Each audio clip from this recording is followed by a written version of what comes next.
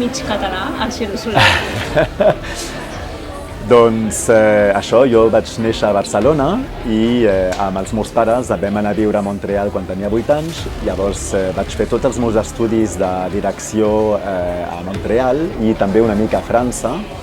I bueno, ja fa 20 anys que soc director internacional, treballo molt amb òpera també, amb teatre, però amb circ també. I ara sí que aquí a Andorra per aquest event extraordinari que comença avui.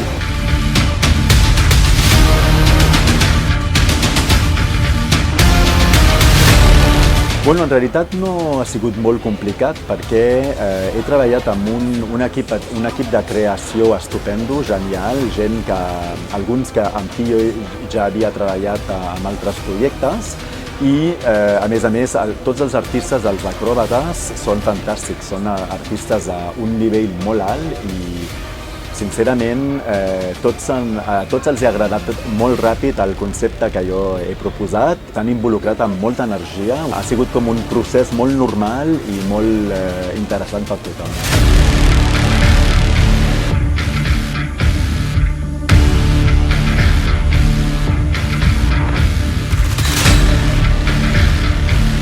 És un espectacle amb molta energia, molta emoció, molta sensibilitat també, molta humanitat. Els artistes fan un treball extraordinari. En aquest concepte jo he decidit de donar una personalitat a cada artista.